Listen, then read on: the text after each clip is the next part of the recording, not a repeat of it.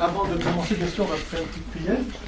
Et comme c'est l'année de la foi, et que le Saint-Père nous a demandé de dire notre credo, on pourrait dire le credo chaque jour, donc on l'a déjà dit pour certains, mais ce serait bien de dire, on va dire le petit, parce que je suis sûr que vous le connaissez, parce que le grand, à mon avis, ça fait très longtemps, et on va essayer de le redire dans les messes le dimanche, parce que je crois que ce serait bien aussi qu'on redise pour s'initier.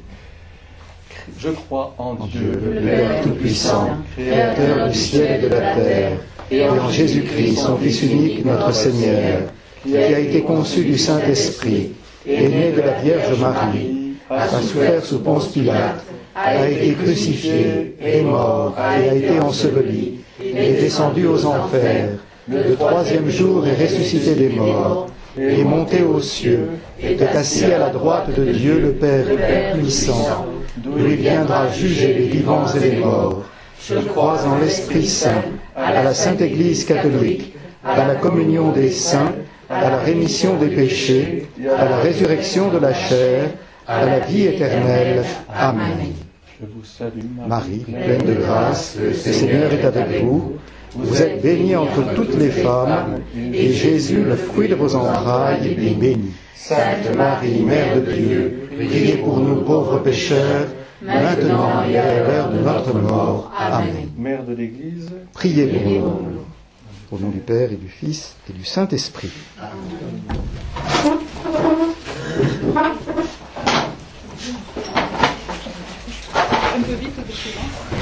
Alors peut-être un petit mot d'abord pour vous dire qui je suis. Parce que je ne suis pas sûr que vous me connaissiez. Donc, frère Patrick de la Trinité, membre de la congrégation Saint-Jean, et dans le diocèse d'Avignon depuis, je commence ma 5e année de présence. Et je suis curé de Saint-Ruf avec un autre frère, nous sommes 2. Et en même temps, je viens de prendre la charge de chancelier du diocèse. Donc je m'occupe de problèmes juridiques. Alors, pour partir dans cette ligne-là, et vous allez comprendre pourquoi je vous dis ça, je suis en même temps juge à l'officialité interdiocésaine de Lyon. C'est-à-dire le tribunal ecclésiastique qui juge les causes de nullité de mariage. Et je juge en appel, donc en seconde procédure, si vous voulez, les causes qui viennent de Marseille. Voilà. Et puis, en plus de cela, j'enseigne le droit canonique à Lyon. Donc, j'ai eu parmi mes élèves le père Bruno Gertou, que vous connaissez peut-être, qui était chancelier avant moi. Voilà. Voilà en quelques mots qui je suis. Et donc le père Gabriel m'a demandé de vous parler de l'Église. Et j'ai choisi d'intituler ce petit temps de partage « Ce que l'Église peut dire d'elle-même aux hommes d'aujourd'hui, de notre temps, aux hommes de notre temps ». Autrement dit, qu'est-ce que nous dit la Constitution Lumen Gentium sur le mystère de l'Église? Voilà, c'est le thème de cette conférence. Alors j'ai voulu commencer en vous citant un extrait du discours du pape Jean XXIII ouvrant le Concile Vatican II. Et vous allez voir ce qu'il nous dit. Le 21e Concile œcuménique veut transmettre dans son intégrité, sans l'affaiblir ni l'altérer, la doctrine catholique qui, malgré les difficultés et les oppositions, est devenue comme le patrimoine commun des hommes. Donc, sans l'affaiblir ni l'altérer. C'est-à-dire dans son intégrité, dans sa totalité et dans son intégrité telle que l'Église l'a toujours vécue. Et puis, il continue, ce qui est très important pour le Concile œcuménique, c'est que le dépôt sacré de la doctrine chrétienne soit conservé et présenté d'une façon plus efficace. Voilà le but que le pape Jean XXIII a fixé au Concile, à savoir transmettre ce que l'Église a toujours enseigné sur elle-même, mais dans le langage contemporain qui est le nôtre. Donc, adapter ce langage à ce que nous pouvons comprendre aujourd'hui.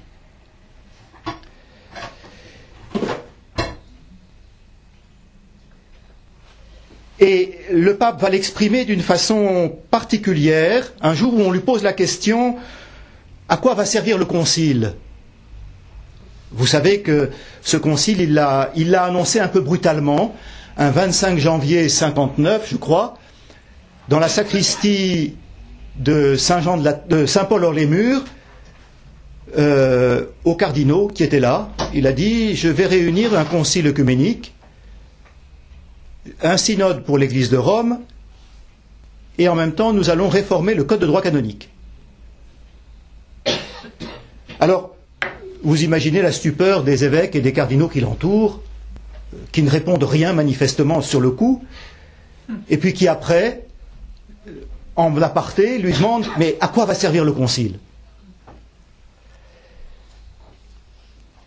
Et pour répondre, le pape ouvre une fenêtre et déclare « Je veux ouvrir largement les portes de l'Église afin que nous puissions voir ce qui se passe à l'extérieur et que le monde puisse voir ce qui se passe à l'intérieur de l'Église. » Voyez ce mouvement. Que l'extérieur voit l'intérieur de l'Église et que de l'intérieur de l'Église on voit ce qui se passe à l'extérieur. Donc c'est un mouvement de va-et-vient qu'a voulu établir le pape Jean XXIII à travers le Concile. Alors pour bien comprendre ce regard nouveau que l'Église pose sur elle-même et qui ne doit pas être appréhendé, alors j'utilise un mot un peu barbare, vous allez voir, par une herméneutique de rupture, mais plutôt de continuité. C'est le pape Benoît XVI qui dit cela dans un discours aux cardinaux il y a quelques années, pour le 1er janvier. Il parle d'une herméneutique, c'est-à-dire d'une manière de parler qui implique la rupture, ce que nous avons un peu vécu dans l'Église de France dans les années qui ont suivi le Concile. Il faut bien reconnaître. Le Concile a tout changé. Et il y a une herméneutique de rupture, donc, et puis une herméneutique de continuité. Le Concile n'a rien changé, il a simplement explicité certaines choses. Donc, pour comprendre ce nouveau regard de l'Église et goûter la richesse de l'ecclésiologie qui nous est proposée dans la Constitution Lumen Gentium, je voudrais commencer par faire un petit retour en arrière. C'est-à-dire regarder l'Église telle que le Concile de Trente va nous l'exposer à la suite de la Réformation du XVIe siècle. Vous savez ce que c'est que la Réformation? C'est la rupture entre l'Église catholique romaine et tout le mouvement protestant, inauguré par Luther, suivi par Calvin. Voilà. Donc l'Église protestante est née au XVIe siècle. Je ne m'étendrai pas sur les raisons de la naissance de l'Église protestante, des Églises protestantes, mais cette rupture de l'unité de l'Église, qui n'est pas la première, et je reviendrai sur cette question-là un peu plus loin, cette rupture de l'unité de l'Église va amener l'Église à se poser la question de ce qu'elle est. Alors, ou plus exactement, la manière dont l'Église protestante va critiquer l'Église catholique va amener l'Église à répondre à l'Église protestante. Alors, la réforme va mettre en cause de façon fondamentale la manière dont l'Église se perçoit jusque-là. L'Église est issue de la réforme grégorienne. Enfin, la manière dont l'Église se percevait au XVIe siècle c'était la manière dont l'Église s'était constituée à l'époque de Grégoire VII, la réforme grégorienne, au XIe siècle. Et la réforme va critiquer la place et le sens de l'appareil institutionnel, ainsi que la légitimité de l'autorité du pape. Donc l'institution de l'Église elle-même. Vous savez que la réforme protestante va refuser la sacramentalité. Il n'y a plus qu'un sacrement pour les protestants, le baptême. Mais l'Eucharistie, le mariage ne sont pas des sacrements. Voilà. L'Eucharistie n'est qu'un mémorial, un rappel d'un événement réalisé par le Christ il y a 2000 ans. Voilà. Donc une remise en cause de tout ce que l'Église a vécu jusque-là.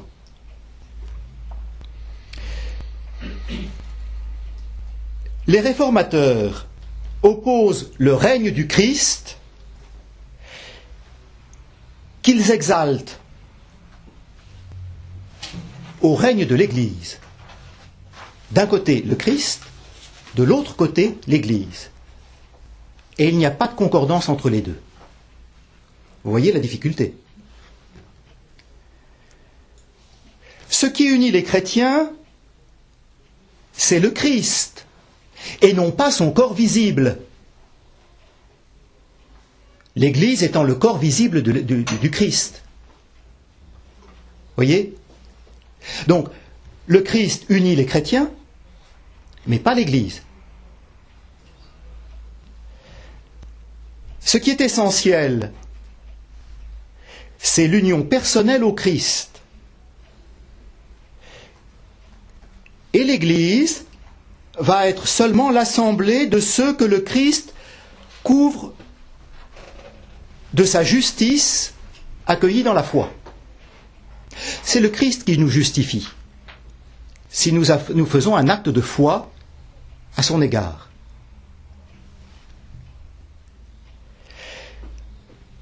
Mais la conséquence qu'en tirent les protestants, et c'est gravissime, d'où on peut peut-être être dans l'assemblée et l'unité corporelle, visible de l'Église, sur cette terre, mais par le péché, parce qu'il faut bien en parler de ce péché, on peut s'exclure de l'unité intérieure et spirituelle.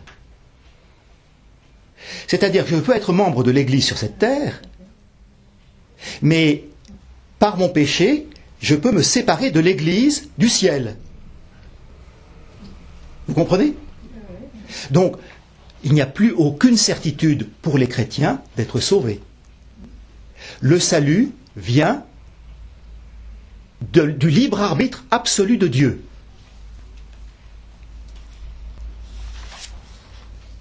Et l'Église n'est rien d'autre que la communauté du Christ rassemblée par la foi, suscitée par la parole et qui relie au Christ.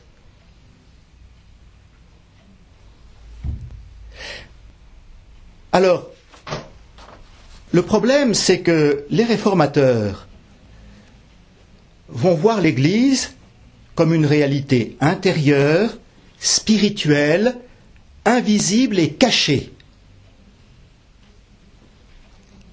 Elle n'est discernable que par la foi. Et donc, il va y avoir deux églises. L'une vraie, parce que naturelle et spirituelle, l'autre fabriquée par les hommes, l'église terrestre, et donc corporelle et extérieure. Vous imaginez ce que cela donne ?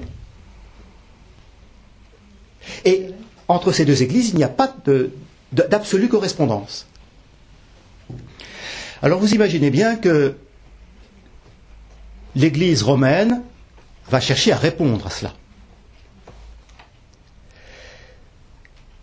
Alors, l'un des grands théologiens de cette époque, XVIe siècle, c'est saint Robert Bellarmin, qui est un jésuite, qui a été évêque de Naples cardinal et qui est devenu un saint par son enseignement.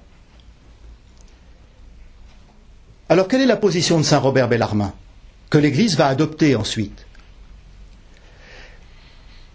La période post-tridentine à l'égard de la vision spirituelle va réagir à l'égard de cette vision spiritualiste de l'Église, mise en œuvre par la Réforme. Et pour réagir à cette vision spiritualiste, l'Église va insister sur la réalité sociale, visible de l'Église, historique de l'Église, ainsi que sur sa structure hiérarchique. Et les théologiens vont s'appuyer sur le concept de société juridique parfaite. J'insiste sur les termes. Société juridique parfaite. C'est-à-dire une société qui possède en elle-même tous les moyens, tant matériels que spirituels, pour accomplir la fin qui lui est propre. Quelle est la finalité de l'Église? Le salut des âmes. Absolument. Donc l'Église a tous les moyens pour cela. Et les théologiens vont s'efforcer de montrer cela à travers ce concept de société juridique parfaite. Mais le problème, c'est que cela va entraîner une conception hiérarchique de l'Église. L'Église va être vue comme étant une hiérarchie. Je fais une petite parenthèse parce que j'aurais dû vous dire que je vais appuyer ce que je vous dis sur deux éléments. Bien sûr, le Concile Vatican II et la Constitution Lumen Gentium, mais aussi le Code de droit canonique. Je vous ai dit que j'étais juriste et je vais utiliser le Code de droit canonique dont Jean-Paul II disait en 1983 qu'il est un des derniers documents du Concile. Tout simplement parce que lorsque Jean XXIII a annoncé la refonte du Code de droit canonique, la commission qu'il a nommée pour cela a souhaité attendre la fin du Concile et profiter des travaux du Concile pour les intégrer dans le nouveau Code de droit canonique. Et vous allez voir que ce Code de droit canonique, c'est la traduction juridique des textes conciliaires. Je vous en citerai quelques éléments, vous allez comprendre ce que je vous dis là. Alors, tout ça pour vous dire que, par la réforme tridentine, la conception de saint Robert Bellarmin, nous avons une conception juridique de l'Église. Si je voulais faire un schéma sur cette conception juridique de l'Église, imaginez simplement un triangle. Au sommet du triangle, vous avez le pape. Et puis, un étage au-dessous, les évêques. Un étage au-dessous, les prêtres. Un étage au-dessous, les religieux. Et puis au dernier étage, les laïcs. Et alors bien plus que ça, le Code de 1917 va comporter 43 canons concernant les laïcs. C'est pas beaucoup. Mais un seul va véritablement les concerner, tous les autres concernent l'ensemble des baptisés. Un seul va concerner les laïcs, je vous le donne en 1000. Canon 683 du Code de 1917. Je vous le lis textuellement. Il est interdit aux laïcs de porter l'habit ecclésiastique. C'est tout. Voilà. Vous comprenez que les laïcs ont la part un peu restreinte dans cette vision de l'Église.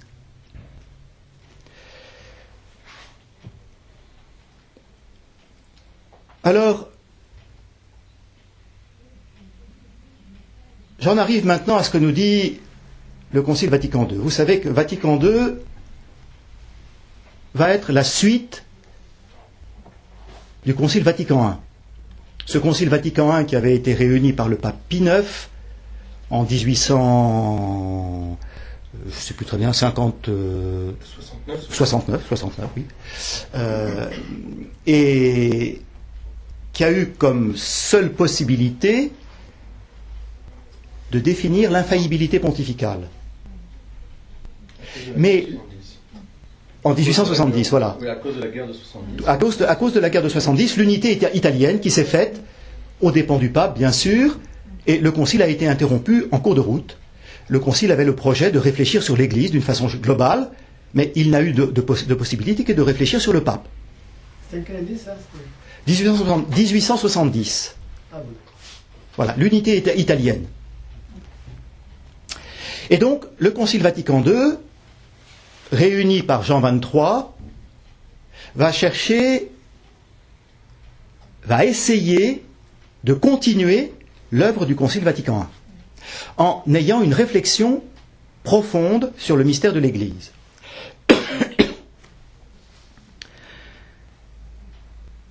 Donc la réflexion théologique sur l'Église, dont l'évolution va être consacrée par le Concile Vatican II, en particulier par la constitution Lumen Gentium, va conduire à retrouver une unité et un rapport plus adéquat entre l'Église comme mystère, c'est vrai, l'Église est un mystère, et sa dimension historique et visible, c'est-à-dire sociétaire. L'Église est les deux, et le Concile Vatican II fera une analogie. L'Église est le corps du Christ. Mais si on pousse tout au bout cette analogie avec le corps du Christ, le Christ est à la fois Dieu et homme. Et l'Église est à la fois divine et humaine. Et elle ne forme qu'un. C'est l'unité du Christ qui va être le signe de l'unité de l'Église, entre l'Église du ciel et l'Église de la terre. Voyez ?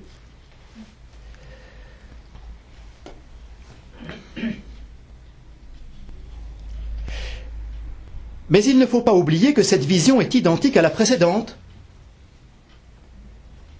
L'Église ne fait que se dire de manière différente, de manière autre. Mais l'Église ne change pas. Pensez toujours à ce que je vous ai dit, à la phrase de Benoît XVI que je vous ai citée, l'herméneutique de rupture, l'herméneutique de continuité. La manière de parler en termes de rupture, la manière de parler en termes de continuité. Donc il y a une continuité. L'Église veut une continuité. C'était très net dans le discours de Jean XXIII, ça va être très net dans le Concile Vatican II. En effet, donc, comme je vous l'ai dit, l'Église est fondamentalement un mystère, c'est-à-dire le dessein de salut de Dieu qui se révèle progressivement aux hommes en même temps qu'il se réalise dans l'histoire. La révélation de Dieu est constante. Dieu se révèle à chacun d'entre nous dans l'aujourd'hui. L'aujourd'hui de sa parole. L'aujourd'hui de son Église. Voyez ? Et c'est ce que le texte veut exprimer en s'intitulant « Lumière des nations ». C'est le sens de Lumen Gentium. L'expression Lumen Gentium est latine, la traduction en français c'est Lumière des nations.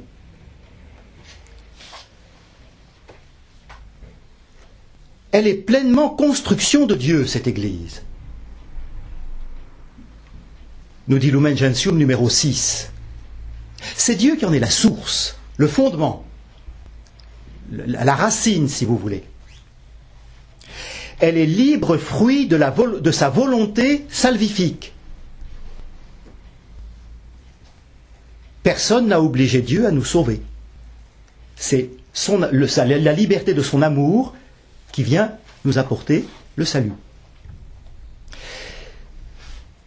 c'est-à-dire d'élever tous les hommes à la communion de la vie divine.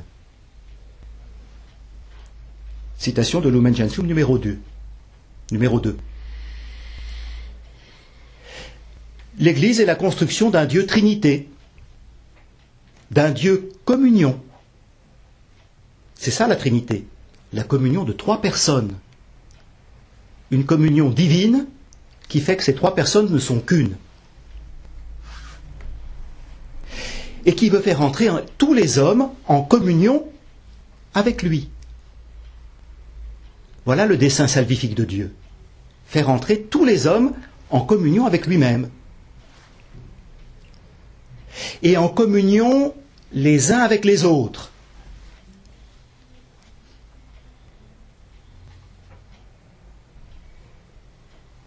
Imaginez-vous, regardez derrière vous la croix qui est posée au-dessus de l'autel derrière vous. Vous avez une dimension verticale, la communion avec Dieu, et une dimension horizontale, la communion des hommes les uns avec les autres. L'un impliquant l'autre. Il faut le second pour qu'il y ait véritablement le premier. C'est tout le commandement d'amour du Christ. Tu aimeras le Seigneur ton Dieu de tout ton cœur, de toute ton âme, de toutes tes forces, et ton prochain comme toi-même. Et vous avez là ces 2 dimensions. Vous comprenez ? Voilà.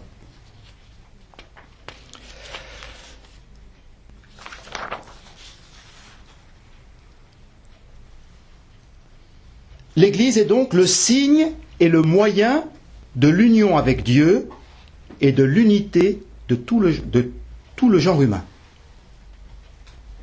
C'est à travers l'Église que va se réaliser cette communion avec Dieu.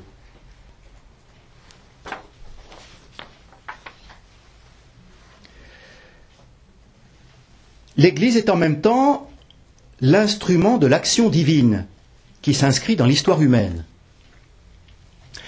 Elle est au confluent de l'invisible et du visible.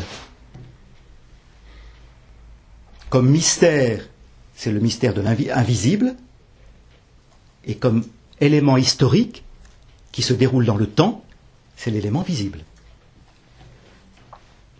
De l'éternel et de l'historique, du divin et de l'humain. Vous retrouvez l'analogie que je vous faisais tout à l'heure avec le mystère du corps du Christ.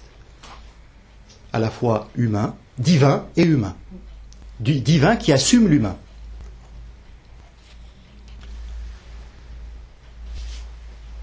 Et l'Église dans le Concile ira jusqu'à dire que l'Église est le sacrement universel du salut, manifestant et actualisant tout à la fois le mystère de l'amour de Dieu pour les hommes. Alors je vous cite là Gaudium et Spes numéro 45. C'est une très belle phrase, pleine de sens. Sacrement universel du salut, manifestant et actualisant, le rendant présent, l'exprimant effectivement et le rendant présent, le mystère de l'amour de Dieu pour tous les hommes.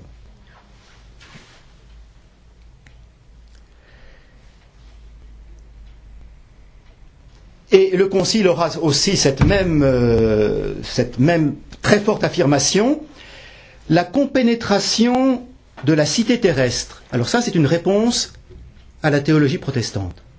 Vous allez voir. La compénétration de la cité terrestre et de la cité céleste ne peut être perçue que par la foi. On retrouve, chez les protestants c'était séparé, la foi, elle, nous permet d'unir la dimension céleste et la dimension humaine. Vous comprenez ? Elle demeure comme le mystère de l'histoire humaine qui, jusqu'à la pleine révélation de la gloire des fils de Dieu, sera troublée par le péché. Voilà. Mais l'Église est ce confluent, à la fois humain et divin, par lequel le mystère du salut de Dieu va se réaliser.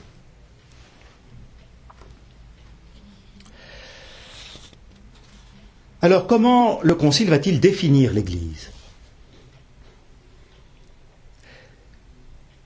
Je vous ai dit tout à l'heure que la vision qu'en avait la réforme tridentine, c'est une vision purement hiérarchique, avec la hiérarchie de l'Église, le pape, les évêques, les prêtres, les religieux et les laïcs. Eh bien, les pères du Concile vont partir de l'idée de peuple, se référant à la parole de Dieu, dans laquelle nous trouvons entre autres cette affirmation répétée par plusieurs et reprise par plusieurs prophètes: je serai leur Dieu, ils seront mon peuple. Jérémie le dit au chapitre 7, verset 23. Ou encore saint Paul, pour prendre un auteur du Nouveau Testament. Et donc, vous n'êtes plus des étrangers ni des gens de passage. Vous êtes des citoyens du peuple saint, membres de la famille de Dieu, car vous avez été intégrés dans la construction qui a pour fondation les apôtres et les prophètes, et la pierre angulaire, c'est le Christ lui-même. Vous trouvez dans ce texte de Paul plusieurs images sur lesquelles le Concile va s'appuyer, mais en retenant essentiellement la notion de peuple. L'Église est un peuple.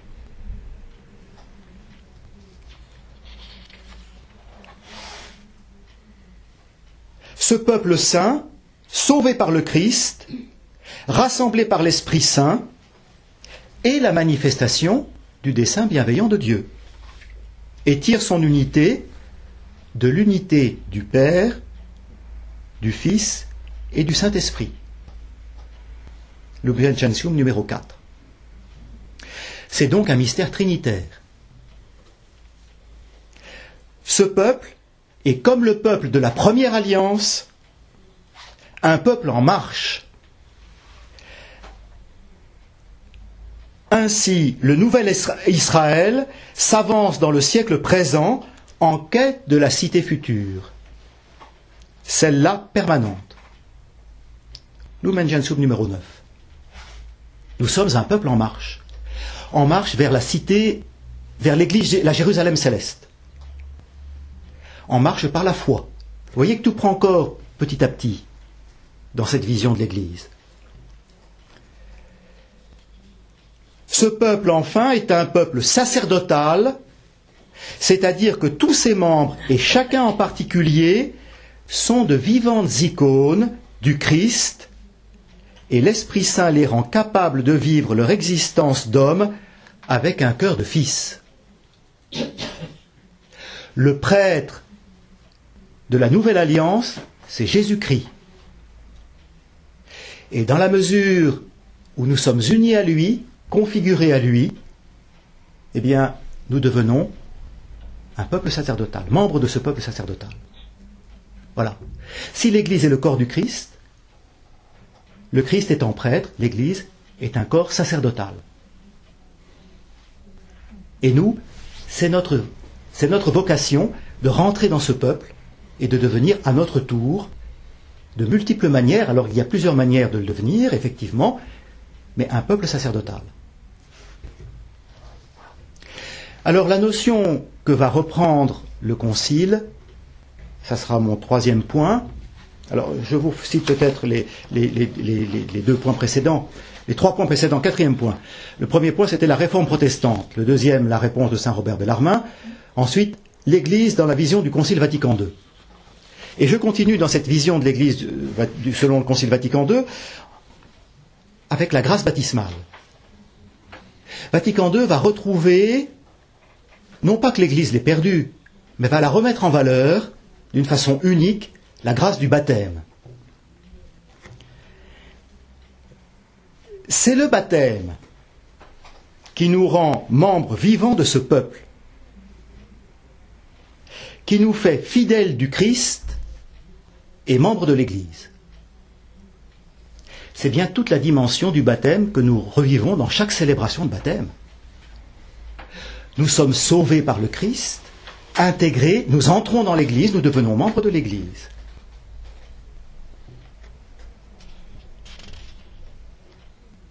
Et nous devenons fidèles du Christ. Nous nous mettons en marche derrière le Christ, avec le Christ.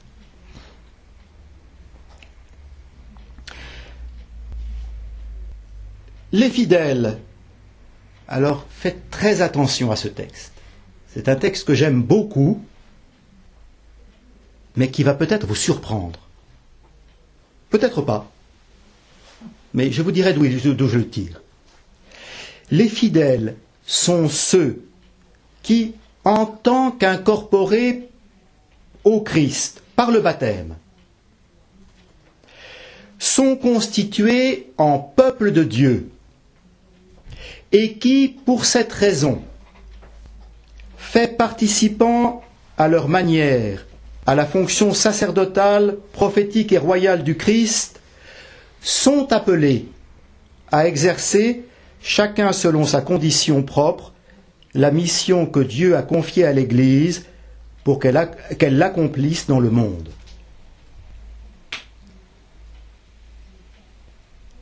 Avez-vous une idée de l'endroit où j'ai tiré ce texte ?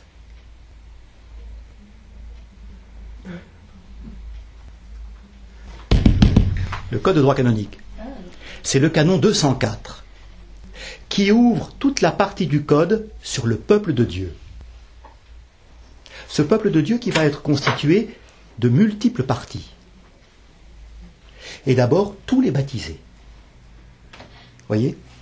Ensuite, les baptisés laïcs. Et ensuite, les baptisés qui ont reçu le sacrement de l'ordre. Mais c'est pas une hiérarchie. Mais c'est plus une dimension hiérarchique. C'est une dimension vitale, de communion. La hiérarchie est au service. Elle ne domine plus, elle est au service. Et c'est tout ce qu'il y a à retrouver dans ce Concile Vatican II. C'est la richesse de ce Concile Vatican II.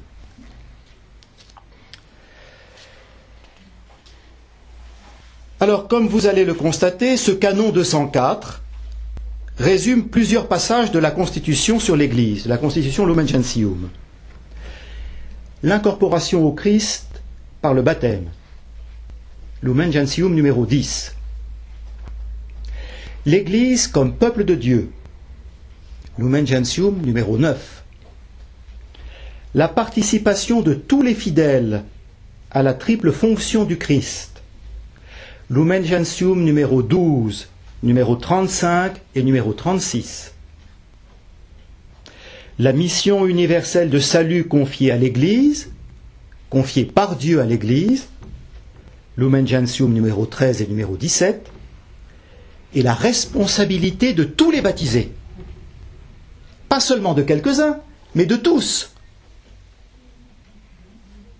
Lumen Gentium 13 et 17 aussi.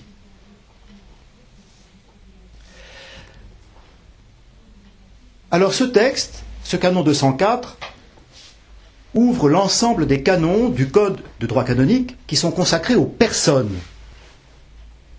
en définissant un statut commun du baptisé dans l'Église catholique. Une première remarque tient au fait que tous les verbes sont au passif. Je vous le relis, vous allez voir. Faites attention à la forme grammaticale. Les fidèles du Christ sont ceux qui, en tant qu'incorporés au Christ par le baptême, sont constitués. Ce n'est pas eux qui se constituent, c'est Dieu qui les constitue. En peuple, et qui pour cette raison sont faits participants, je rajoute le sont, mais faits participants, à leur manière à la fonction sacerdotale, prophétique et royale du Christ, sont appelés à exercer, chacun selon sa condition propre, la mission que Dieu a confiée à l'Église pour qu'elle l'accomplisse dans le monde. Voyez que toute l'initiative vient de Dieu. C'est Dieu qui nous appelle. C'est Dieu qui nous transforme. C'est Dieu qui se révèle à nous. Ce n'est pas nous qui découvrons Dieu. Et c'est tout le mystère de la foi qui est présent là. Et vous voyez combien ce code de droit canonique a une dimension théologique que n'avait pas l'autre code de droit canonique en 1917, qui était beaucoup plus juridique, juridico-juridique, comme je le dis. Tandis que celui-là comporte une dimension théologique très importante. Et c'est pour ça que j'aime bien le citer. Alors, donc, tous les verbes sont au passif, soulignant ainsi l'initiative de Dieu. Ensuite, il décrit 2 conséquences attachées à la réception du baptême. L'appartenance à l'Église, par incorporation au Christ, tête et unité du corps qu'est l'Église, et toute l'ecclésiologie de Vatican II, spécialement Lumen Gentium, va se retrouver dans ce texte. C'est le premier point. Donc, nous appartenons à l'Église par le baptême, et nous avons la capacité, c'est le deuxième point, la capacité d'exercer la mission confiée à tout le corps. C'est la grâce baptismale. Ils sont faits participants à leur manière à la fonction sacerdotale, prophétique et royale du Christ. Et cette capacité vient d'une participation constitutive de l'être chrétien, c'est-à-dire du plus profond de nous-mêmes, à la triple fonction du Christ, prêtre, prophète et roi. Tout fidèle, en raison de son appartenance à l'Église, exerce donc la mission confiée par le Christ à toute l'Église, et cela dans l'ordre des 3 fonctions: l'enseignement, où il aura à coopérer de diverses manières à l'annonce de la parole de Dieu, la sanctification, en particulier par la vie sacramentelle, et enfin l'orientation de l'humanité vers le Christ, dont fait partie la fonction proprement gouvernementale dans l'Église. Le gouvernement dans l'Église n'est rien d'autre que le fait de guider le peuple de Dieu vers le Christ, de l'accompagner, de lui ouvrir le chemin, pas de le gouverner, pas d'avoir une domination sur lui, mais d'avancer avec lui.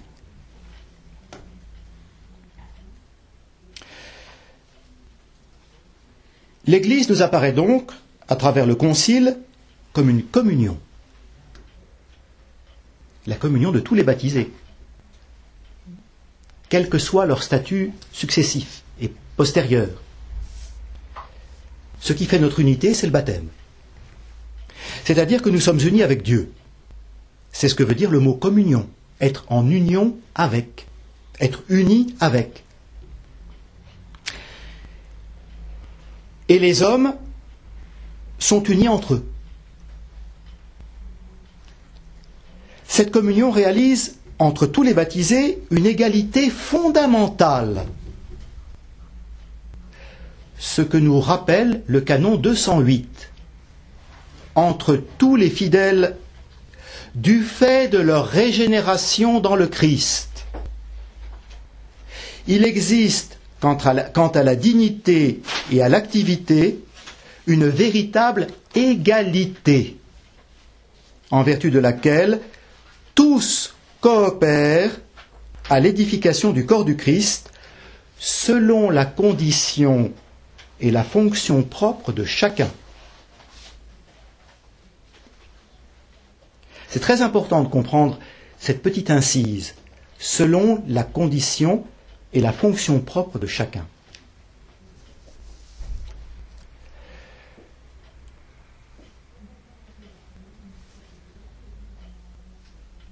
Et ce canon 208 se réfère à Lumen Gentium 32 qui disait « Il n'y a donc qu'un peuple de Dieu choisi par lui. Il n'y a qu'un seul Seigneur, une foi, un seul baptême. » La lettre aux Éphésiens, chapitre 4, verset 5.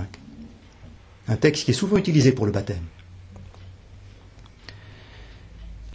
Commune est la dignité des membres, du fait de leur régénération dans le Christ. Commune la grâce de l'adoption filiale. Commune la vocation à la perfection. Il n'y a qu'un salut, une espérance, une charité sans division. Il n'y a donc dans le Christ et dans l'Église aucune inégalité qui viendrait de la race, de la nation, de la condition sociale ou du sexe. Car il n'y a plus ni homme ni femme, vous n'êtes tous qu'un dans le Christ Jésus, nous disait saint Paul dans la lettre aux Galates, chapitre 3, verset 28.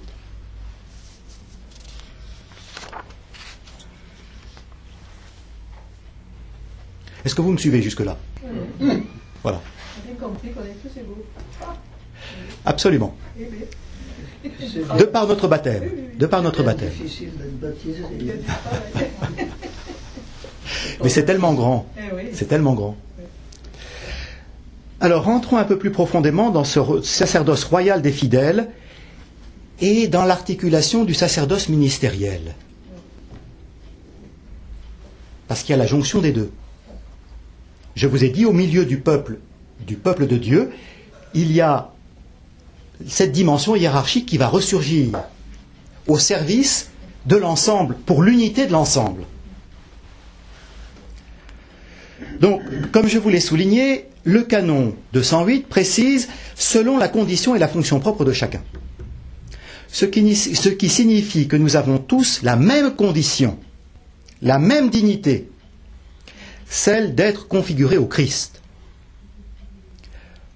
Commune est la dignité des membres du fait de leur régénération dans le Christ, commune la grâce d'adoption filiale, commune la vocation à la perfection, il n'y a qu'un salut, une espérance, une charité sans division. Il me semble que je vous ai déjà dit ça. Mais les fonctions sont différentes. C'est ce que le texte conciliaire exprime en disant « Si donc dans l'Église tous ne marchent pas par le même chemin, tous cependant sont appelés à la sainteté et ont reçu à titre égal la foi qui introduit dans la justice de Dieu. Même si certains, par la volonté du Christ, sont institués docteurs, dispensateurs des mystères et pasteurs pour le bien des autres. Pour le bien des autres. Cependant, quant à la dignité et à l'activité commune à tous les fidèles dans l'édification du corps du Christ, il règne entre tous une véritable égalité.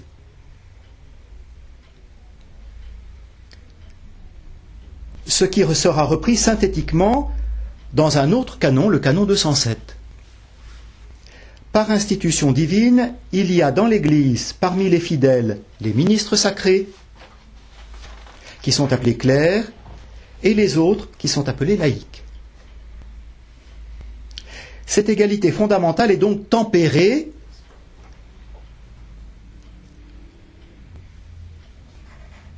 par un principe de variété des fonctions.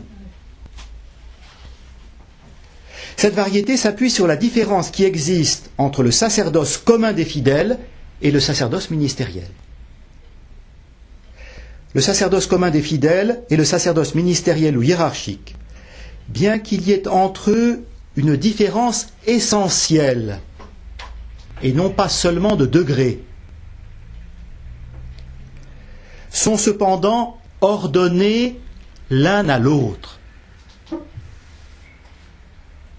Le second existe pour le premier. Donc sont cependant ordonnés l'un à l'autre. L'un et l'autre, en effet, chacun selon son mode propre, participe de l'unique sacerdoce du Christ. Celui qui a reçu le sacerdoce ministériel jouit d'un pouvoir sacré pour former et conduire le peuple sacerdotal, pour faire, dans le rôle du Christ, le sacrifice eucharistique et l'offrir à Dieu au nom du peuple tout entier.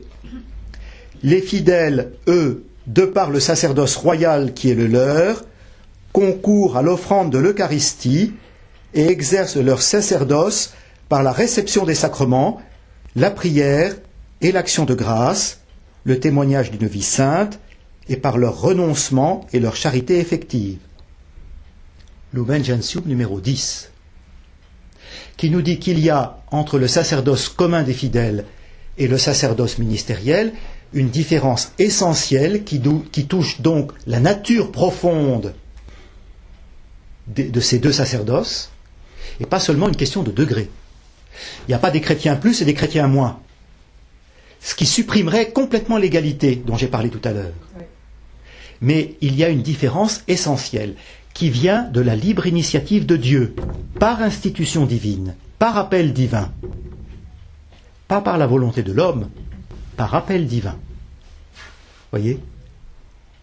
Le baptême, nous sommes appelés par Dieu. Le sacerdoce ministériel, c'est un appel divin particulier que Dieu adresse à certains baptisés. Voilà. Mais ça ne supprime pas l'égalité fondamentale. Nous sommes tous des sauvés. Vous, chacun d'entre vous, comme le Père Gabriel et moi-même. Nous avons tous besoin du salut du Christ.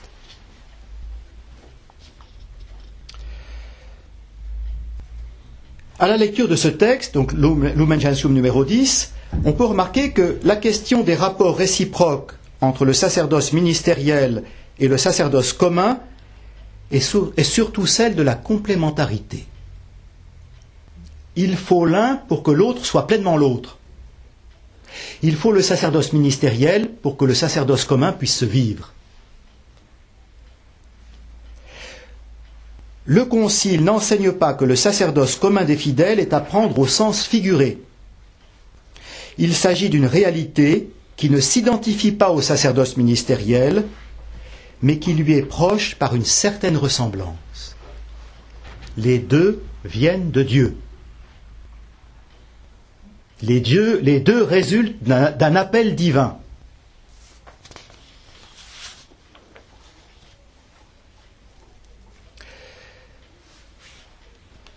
La Constitution Lumen Gentium ne traite pas du ministère sacramentel directement, sous l'aspect sacramentel, mais d'abord sous son aspect constitutionnel. Le sacerdoce ministériel fait partie de l'aspect constitutionnel de l'Église, de la constitution de l'Église. Il est nécessaire pour que l'Église soit pleinement l'Église. Comme le sacerdoce commun des fidèles est nécessaire pour que l'Église soit l'Église. Voyez ?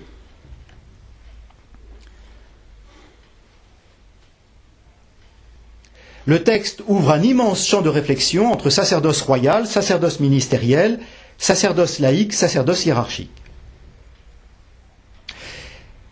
Dans un discours récent, à l'occasion de la 6e assemblée ordinaire du Forum international d'action catholique, il y a quelques semaines, quelques mois, c'était au mois d'août je crois, le pape Benoît XVI peut ainsi rappeler: en cette période de l'histoire, à la lumière du magistère social de l'Église, œuvrer également pour être toujours plus un laboratoire de mondialisation de la solidarité et de la charité, pour croître avec toute l'Église, le mot est très important, dans la coresponsabilité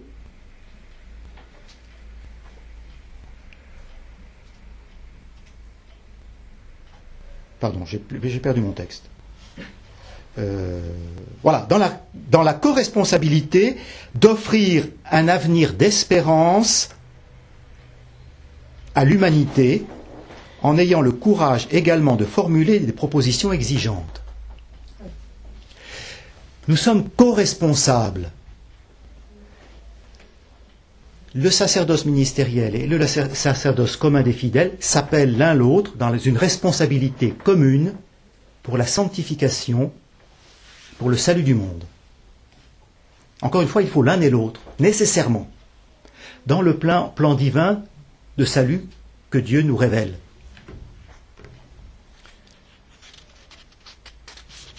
Ce qui signifie que les fidèles laïcs et les clercs sont ensemble co-responsables dans l'évangélisation du monde contemporain, chacun pour sa part. Et le pape Benoît XVI rappelle dans son discours aux évêques français, en visite à Dlimina, le 21 septembre dernier, la tâche spécifique des fidèles laïcs est l'animation chrétienne des réalités temporelles au sein desquelles ils agissent de leur propre initiative et de façon autonome à la lumière de la foi et de l'enseignement de l'Église. Ce qui était déjà dit dans Gaudium et Spes numéro 43.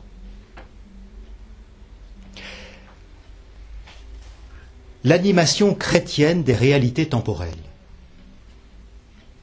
Voilà notre rôle de baptisé, auquel le sacerdoce ministériel permet d'accomplir. Voyez l'articulation des deux.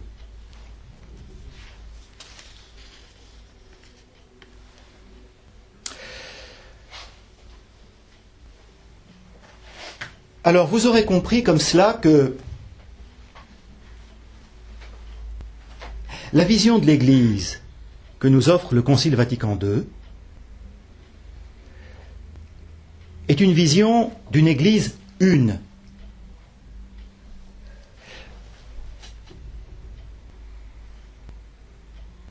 Si on regarde l'Évangile, et même toute l'histoire sainte,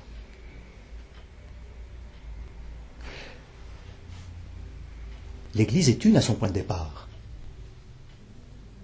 Il n'y a pas plusieurs églises. Elle est une en diversité de lieux, oui, mais elle est une. L'histoire humaine l'a fait se diviser. 11e siècle, le schisme avec l'Orient. 16e siècle, la rupture protestante dont je vous ai parlé tout à l'heure. Et puis, je ne parle pas d'autres ruptures qui ont pu intervenir au cours de l'histoire, mais l'Église est ainsi faite de différentes ruptures.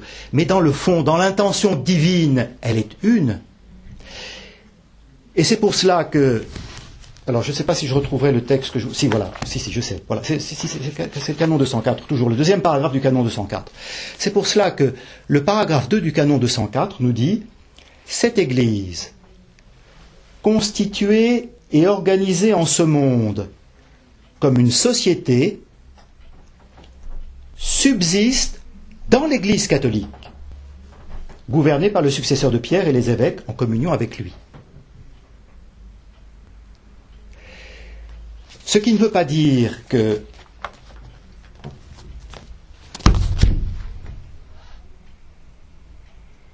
l'Église catholique doit ramener à elle toutes les autres églises. Mais que dans l'Église catholique, il y a ce que le Christ a voulu au point de départ. Et que cette Église est amenée à retrouver, au fur et à mesure de son histoire, l'unité de l'Église originelle qu'a voulu Jésus-Christ. Voyez ? L'Église catholique romaine, autour de Pierre et de son successeur, contient tous les éléments que Jésus a voulu pour son Église. Ce qui ne veut pas dire que les autres communautés ecclésiales ne contiennent pas ces éléments. Ils le contiennent de façon diverse et variée. Vous savez qu'avec l'Église orthodoxe, c'est beaucoup plus la présence, l'autorité du successeur de Pierre qui pose problème. Parce que nous avons exactement les mêmes sacrements. Nous avons le même fondement sacramentel, la même parole de Dieu. C'est plus complexe avec les églises protestantes, qui remettent en cause les sacrements, ne gardant, je vous l'ai dit tout à l'heure, que le sacrement du baptême.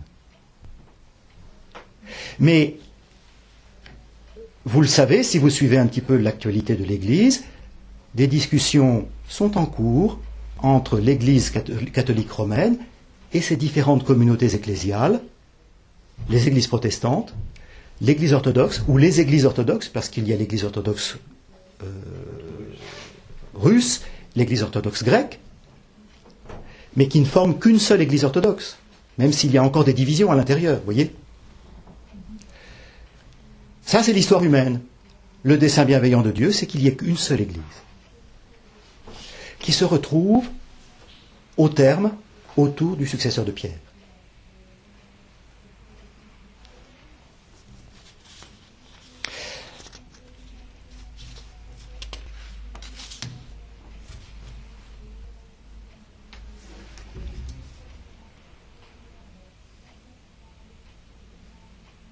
Alors, un mot pour terminer sur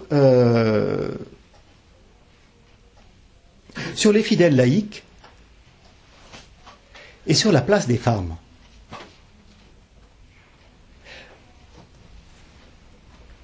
Je vous ai parlé tout à l'heure de cette égalité fondamentale qu'il y a entre tous les baptisés. Jésus ne fait pas de différence entre les hommes et les femmes. Il vient sauver les hommes comme les femmes, tous et chacun, d'une façon unique et complète.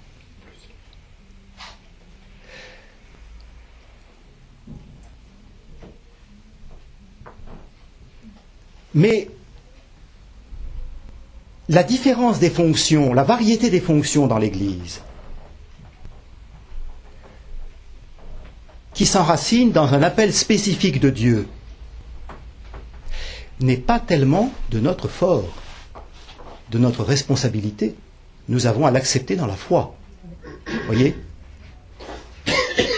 Et cette inégalité apparente, j'aime bien dire dans mes cours de droit canonique que l'Église est une communauté inégale de membres égaux, en raison de ce principe de variété. Voyez ? Communauté inégale de membres égaux, de membres fondamentalement égaux. Si nous perdons ce rapport de foi pour voir cette égalité fondamentale, alors nous entrons dans un rapport que j'appellerais, avec des termes contemporains, un rapport de dialectique. Il y a opposition entre l'homme et la femme. Voyez ? Et cette opposition n'a pas lieu d'être dans le regard de foi que nous avons à être.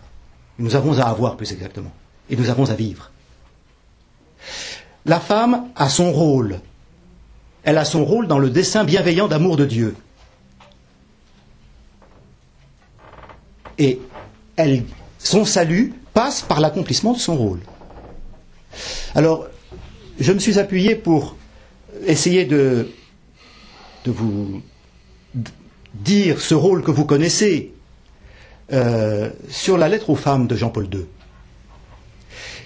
Jean-Paul II, dans cette lettre, dit un merci à toutes les femmes du monde. Un merci d'abord pour être mère, transmettre la vie. C'est la plus belle vocation de la femme. Un merci pour être signe de l'alliance dans le mariage, de l'alliance de Dieu avec les hommes. Un merci pour la sensibilité particulière, l'intuition, la générosité et la constance de la femme.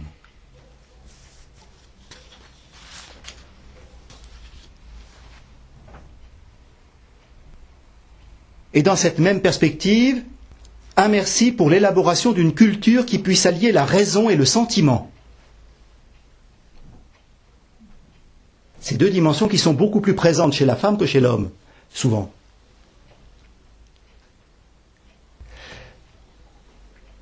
Merci aussi aux religieuses, consacrées, qui aident ainsi l'Église et l'humanité entière à donner à Dieu une réponse sponsale.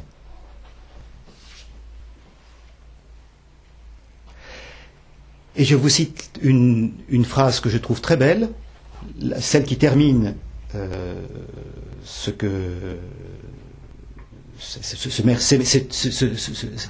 ces multiples merci que Jean-Paul II adresse à la femme.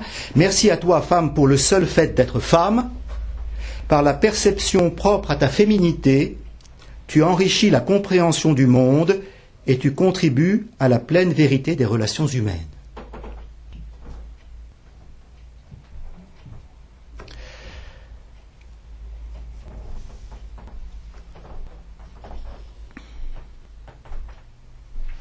Dans cette perspective de service qui exprime la véritable royauté de l'être humain, s'il est accompli avec liberté, réciprocité et amour, il est aussi possible d'accueillir une certaine diversité de fonctions, sans conséquences désavantageuses pour la femme, dans la mesure où cette diversité n'est pas le résultat d'un ordre arbitraire, mais découle des caractères de l'être masculin et féminin.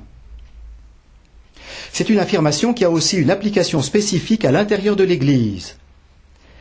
Si le Christ, par un choix libre et souverain, bien attesté par l'Évangile et dans la tradition constante de l'Église, a confié seulement aux hommes le devoir d'être icône de son visage de pasteur et d'époux de l'Église à travers l'exercice du sacerdoce ministériel, cela n'enlève rien au rôle des femmes, comme du reste à celui des autres membres de l'Église, qui ne sont pas investis du ministère sacré et qui sont cependant tous également dotés de la dignité particulière du sacerdoce commun, enracinés dans le baptême. En effet, ces distinctions de rôle ne doivent pas être interprétées à la lumière des canons de fonctionnement propre aux sociétés humaines, mais selon des critères spécifiques de l'économie sacramentelle, c'est-à-dire la manière dont Dieu nous communique ses sacrements, c'est-à-dire de l'économie des signes librement choisis par Dieu pour se rendre présent au milieu des hommes.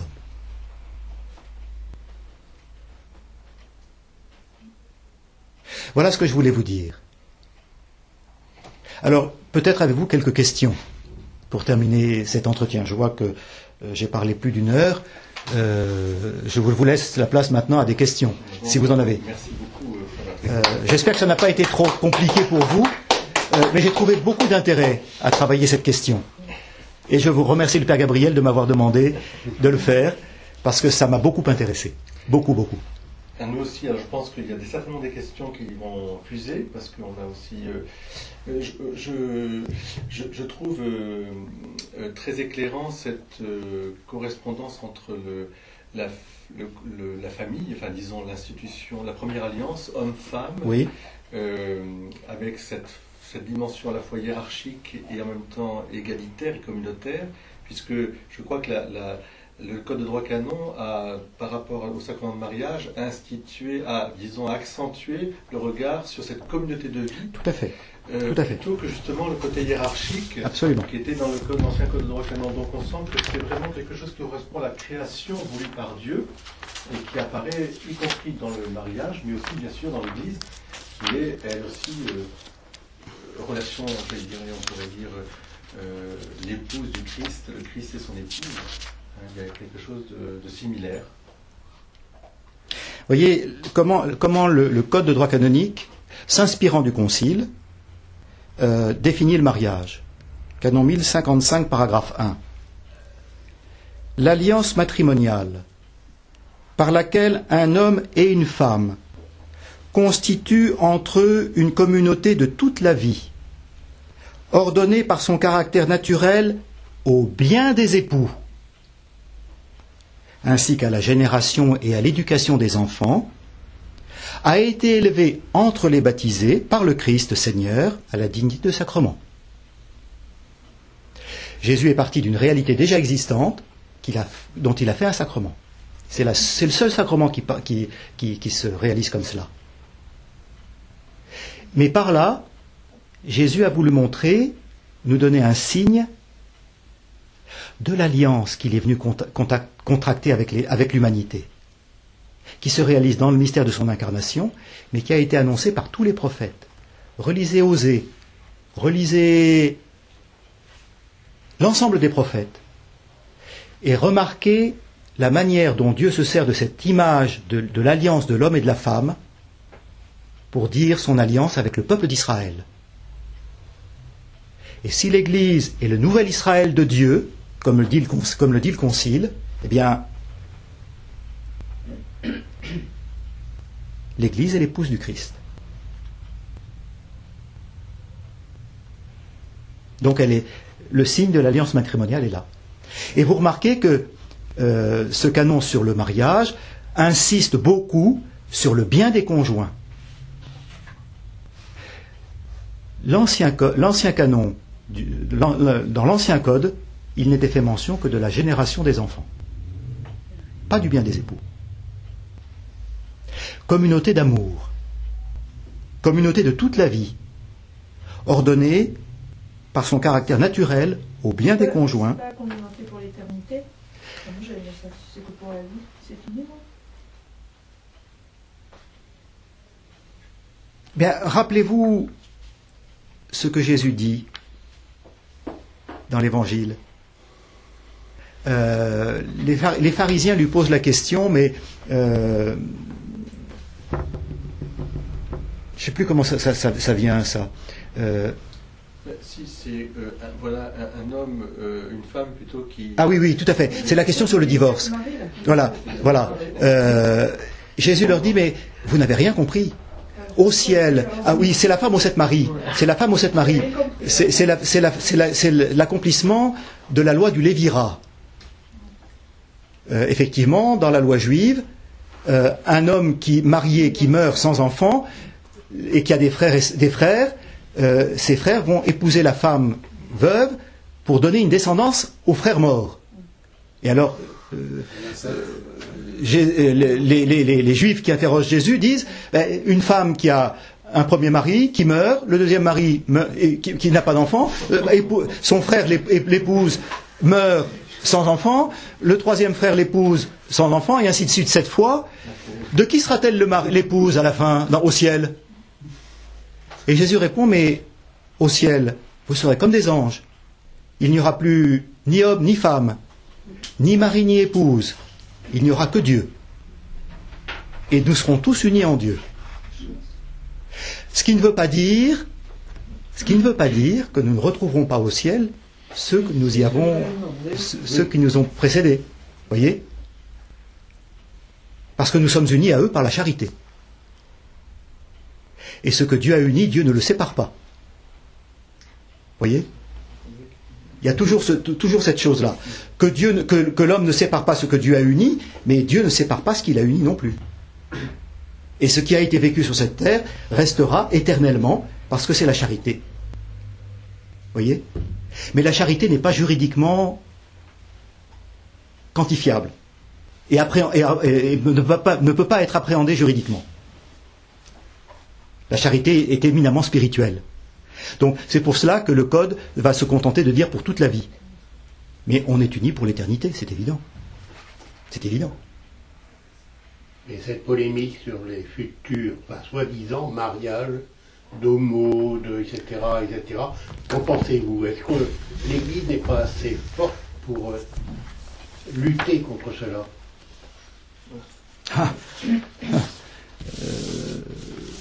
L'Église... C'est pas des mariages, ces gens-là. Des unions. Non. Le problème qui se pose à propos de cette question-là, c'est que on va changer la notion du mariage tel qu'il a été vécu depuis 2000 ans, et même avant 2000 ans.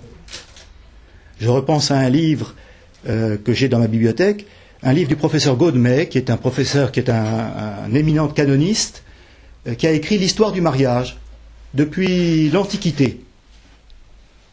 Comment les rites du mariage depuis l'Antiquité. Et on voit que le mariage remonte très très loin. Il a son origine en Dieu, hein. Rappelez-vous le livre de la Genèse. L'homme quittera son père et sa mère et s'attachera à sa femme, et tous deux formeront une seule chair.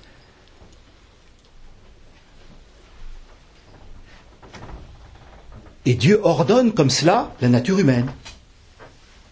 Il n'a pas ordonné au mariage selon le même sexe, il a ordonné au mariage avec le sexe opposé. J'aime pas dire le sexe opposé, non. L'autre sexe. Les deux sexes. Voilà. Ça serait péjoratif de dire le sexe opposé. Dans les Écritures, il y a une condamnation pour ceux qui font ça. Alors effectivement, les Écritures, effectivement, le livre du Lévitique en particulier, ce qui veut dire que cette réalité existe depuis toujours. Hein, voilà, c'est pas nouveau. Mais ce qui est nouveau, c'est le désir de certains qui ont cette façon de vivre, qui ne sont pas condamnables. On n'y peut pas grand-chose à ça, sauf si c'est une volonté choisie. Mais pardon, je ne sais plus ce que je voulais vous dire. J'ai comme ça des absences.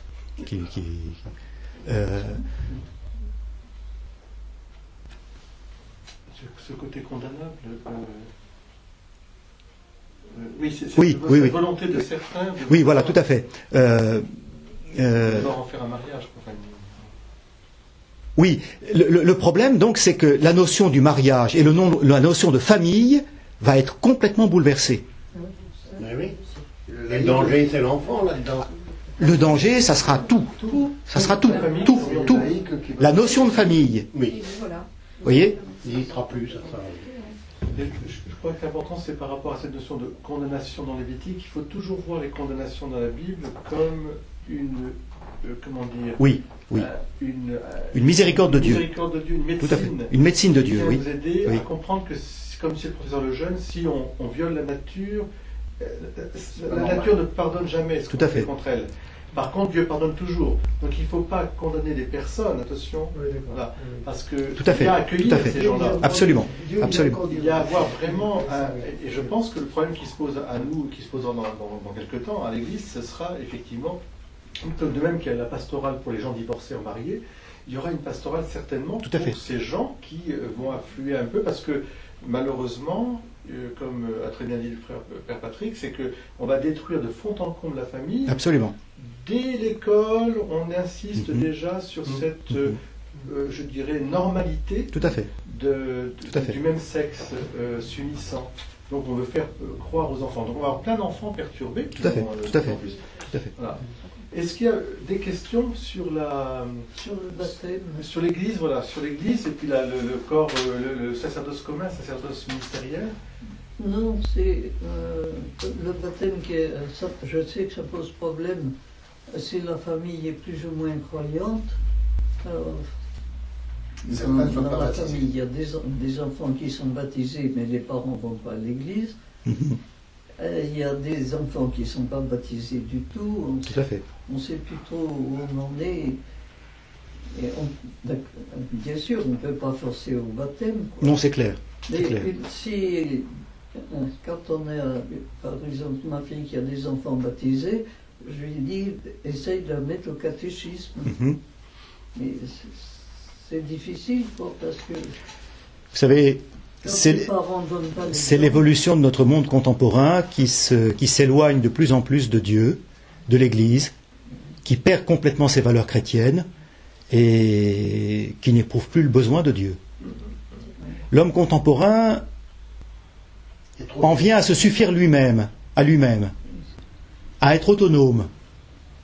La dimension transcendante, il ne cherche plus, il en a toujours besoin, mais il ne cherche plus à en faire une composante de sa vie. Dans bien des cas, en tout cas. Oui, mais quand vous dites, vous parlez de l'importance du baptême, Ah. Mais Dieu est-il lié par ses sacrements? Vous voyez? Dieu est-il lié par ses sacrements? Il est certain que... On ne pensait pas à l'importance du baptême, quoi.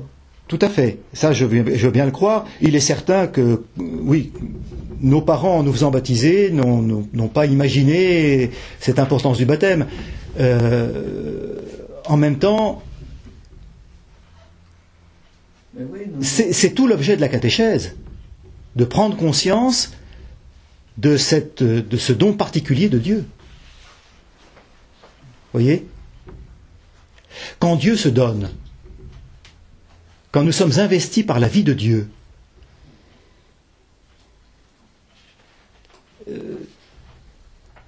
c'est ça l'importance du baptême. Ça n'est plus moi qui vis, dit saint Paul, hein. C'est le Christ qui vit en moi. Et le baptême, l'Eucharistie, le baptême nourri par l'Eucharistie, nous fait vivre de la vie du Christ. C'est le Christ qui vit en nous. Voyez ?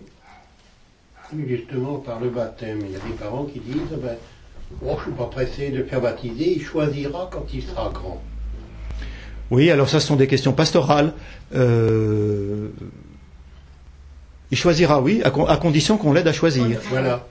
Qu'on lui donne les moyens de choisir. il faut qu'ils connaissent Mais élever l'enfant sans aucune référence à rien du tout, c'est une incohérence. Voilà, tout à fait, oui. C'est une incohérence. Oui. Est-ce que quelqu'un me posait une autre question par rapport au sujet de l'Église, etc. Parce que moi, je sais que j'ai une question à poser. Vous avez parlé du fait que le sacerdoce commun est ordonné au sacerdoce ministériel. Non, j'ai dit le contraire. Le sacerdoce ministériel est ordonné au sacerdoce commun. Oui. Voilà. Oui. Parce que il existe par le premier, c'est ça? Oui, tout à fait. Mais est-ce qu'on ne peut pas aussi inverser la chose, c'est-à-dire en vertu de cette loi d'incarnation que l'humain, finalement, l'humain apparaît, transparaît dans et l'instrument, le sacrement du divin. Oui, c'est clair. Oui, parce tout à fait. Il me semble oui, que bien sûr. Oui. cette visibilité de l'amour de Dieu, Tout à fait. où est-ce que j'ai appris que Dieu était amour? C'est d'abord dans cette première alliance que constitue la famille. Et c'est certains communs exercés par mes parents, Oui. qui ont été mes meilleurs catéchistes certainement de toute ma vie, m'ont fait voir Tout à fait. Oui. l'Église Oui. comme, je dirais, mystère et à la fois comme présence de Dieu, et puis en même temps comme corps. Donc je pense qu'il y a vraiment un lien et cette co-responsabilité. Tout à fait. Et je pense que cette co-responsabilité est à double sens. Les fidèles unis aux prêtres et les prêtres unis aux fidèles. L'un appelle l'autre. Et dans les deux sens. Ça c'est vrai. Oui, tout à fait. Mais il faut que les deux existent pour que l'un et l'autre existent. Et qu'ils s'exercent en équilibre. C'est pour ça que, par exemple, dans une paroisse, on le voit très bien. Bien sûr. Une communauté de vie doit s'instaurer. Absolument. Le prêtre est au service de cette communauté paroissiale, parce que seul le prêtre pourra, je dirais, en fonction de ce libre choix que Dieu a fait, d'en faire son ministre de sa grâce, donc donner les sacrements, mais sans la participation, la co-responsabilisation des fidèles, notamment dans cette gérance des biens temporels qui est au cœur même de la paroisse, parce que la paroisse elle-même est un ensemble à la fois humain et matériel à gérer. Le prêtre n'a pas toutes les compétences, c'est clair. Et il a besoin que les fidèles soient laïcs, soient, je dirais, à leur niveau, et totalement à leur niveau, investis d'une mission qui est propre à eux. Donc autant il faut se méfier d'un cléricalisme Tout à fait. qui serait une espèce d'autocratie, je ne sais pas comment on pourrait dire ça, un autocrate, quelqu'un qui voudrait absolument pas. Et en même temps, de l'autre côté, évidemment, il faut éviter cette espèce de fausse démocratie qui consiste à dire il n'y a pas de différence, on est tous... Tout à fait, tout à fait. Mais ça, c'est quand même aussi le fruit de Vatican II qui a ouvert toutes ses portes, parce que moi je me souviens quand j'étais petite, j'avais l'impression quand même que l'Église c'était encore le triangle. Mais elle est restée le triangle jusqu'à Vatican II. Voilà, oui, c'est clair, oui, tout à fait. Oui. Et ce qu'on a à vivre, oui. Ça a été l'explosion, tout à fait. Le fruit de Vatican II. Tout à fait. Et c'est peut-être pas encore passé de partout dans l'esprit de tout le monde. Ça n'est pas encore accepté par tout le monde. Voilà, oui, ouais. Oui, c'est vrai. C'est vrai, c'est sûr que c'est extraordinaire. Mais quand on regarde l'histoire sainte, il y a un peuple de Dieu. Dieu se choisit un homme pour être au point de départ d'une communauté qui va devenir un peuple. Voyez ?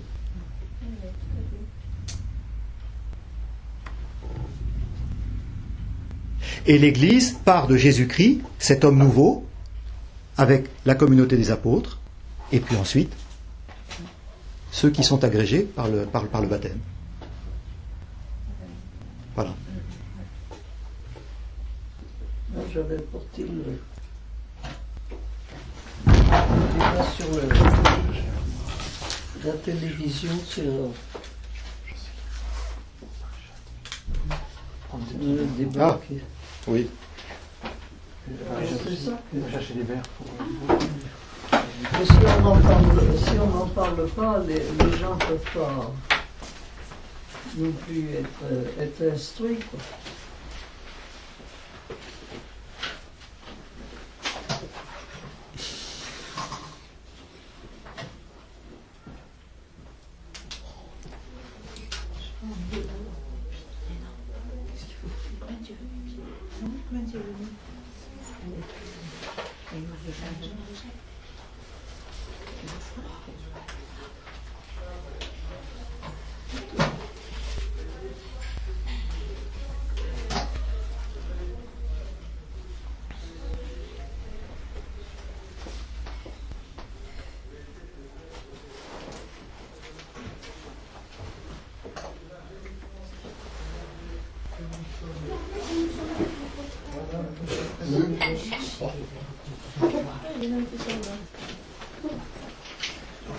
On a un bel exemple sur Oui, on préfère qu'ils nous embauchent.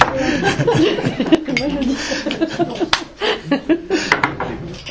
Alors vous avez une place sur l'exotique du multi-combiné. Par contre, je suis peut-être ignorante, mais je ne savais pas que les protestants, le mariage n'était pas un sacrement pour eux. Eh non. Ça, je ne savais pas. Regardez. Ils n'ont que le baptême comme ça. Ils n'ont que le baptême comme ça. Je ne savais pas. Oui, tout à fait. Ouais. Eh oui. Et c'est. Vous